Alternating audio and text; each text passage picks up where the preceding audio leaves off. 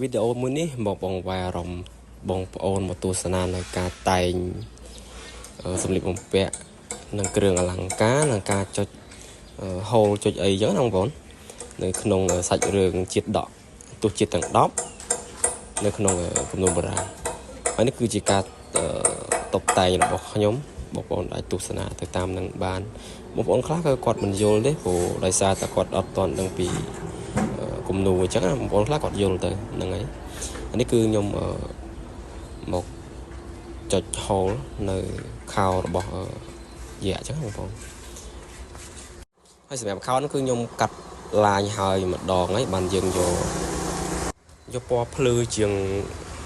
ខោហ្នឹងយើងយកមកចុចបន្តបន្ថែមទៀតដើម្បីលម្អឲ្យវាកាន់តែស្អាតអញ្ចឹងណាបងប្អូនហើយសម្រាប់មុនអូមុនមិញបងប្អូនអាហ្នឹងគឺគេហៅថា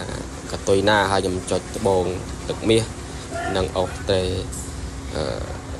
ទឹកមាសដើម្បីឲ្យវាភ្លឺឬក៏ការតុបតែងជាបទពិសោធន៍របស់ខ្ញុំអញ្ចឹងណាបងប្អូនហ្នឹងហើយជាងខ្លះក៏គេធ្វើខុសខ្ញុំទៅខ្ញុំក៏គេធ្វើខុស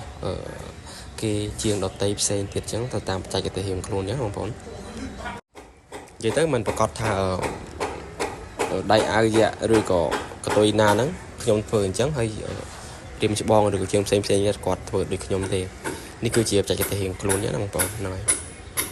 អរគុណបងប្អូនសម្រាប់ការចូលទស្សនាកុំភ្លេចជួយ share ឬក៏ follow នៅ page ខ្ញុំអ្នកមួយផង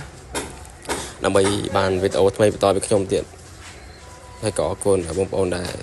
គាំទ្រខ្ញុំកន្លងមកអរគុណខ្លាំងមែនទែនបាយបាយ